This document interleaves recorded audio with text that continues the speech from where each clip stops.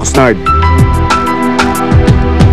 Dito makikita ang boxing gym ng dating world champion na si Robert Garcia. Ang kanyang pakay, hubugin ang katawan at isipan ni Antonio Margarito para sa kanyang laban kontra sa best fighter in the world na si Manny Pacquiao. He's here on time in the gym and he trains so hard, that I even have to slow him down. Ito ho yung Robert Garcia Gym dito sa gitna ng Oxnard. Dito nag-iinsayo ang atin pong nakakalaban na si Antonio Margarito. Magugulat ho kayo sapagkat ang mamang ito, sabi ng marami, kontrabida, mandaraya, lahat na lang itinatapon sa kanya. Pero pag siya'y nakilala nyo, makikilala nyo ang isang tunay na tao sa loob ng mandirigmang muka ni Antonio Margarito. Panamericano. Paliwas sa inaasahan, hindi madarama sa kampo ni Margarito ang tensyon na kaakibat ng paghahanda para sa isang malaking laban. Pacquiao, Margarito. Galing ang paboritong kontrabida ng professional boxing sa isang mahabang suspensyon. Gawa raw ito ng umano'y iligal na pamamaraan sa pagbebenta ng mga kamao niya sa laban kontra kay Sugar Shane Mosley noong 2009. Kapansin-pansin ang laki at bigat ng boksingero kung tawagin ay Tijuana Tornado. Madiin kung sumuntok sa punch mitts at heavy bag ang three-time world champion. Animoy kontrabida sa pelikula ang forma dahil sa kanyang bigote at balbas. Sí, la verdad que sí hay personas que cuando me miran piensan que soy diferente y al momento que me conocen así como él, sabe que soy diferente y tengo un gran corazón. Ngunit kung akala ng marami ay mahihirapan ito makapasok sa catch weight of 150 pounds, baka magulat sila sa kondisyon na dadalhin ng buhawi ng Tijuana. He's very focused, he's eating good, he's in the way, his body's confident.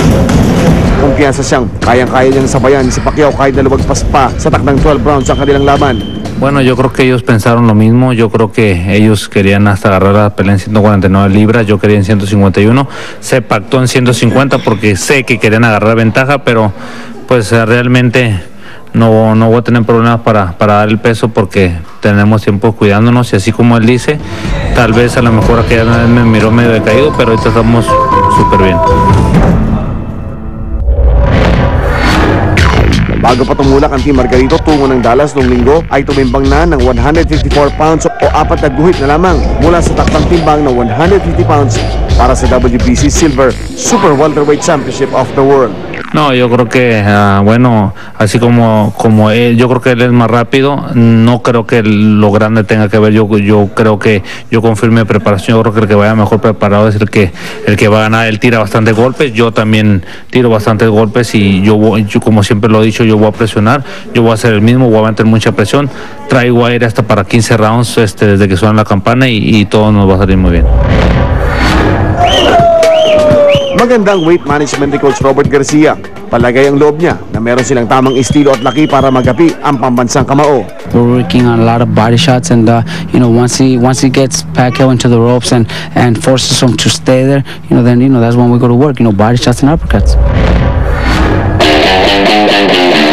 Kung sa Hollywood, patayan ng inside ni Pacman.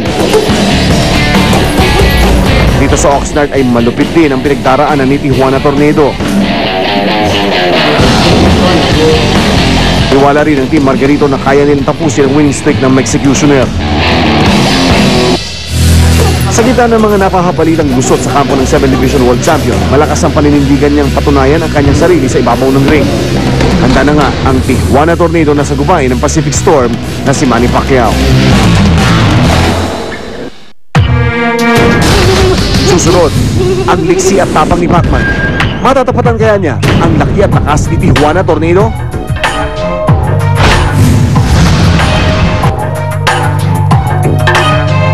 Strong and rich coffee comes from selected coffee beans. This is Grade 1 coffee, whole and properly roasted. Used in Copico 3-in-1. Pinatapang ang timpla, damang-dama ang lasa. Copico 3-in-1. Astig na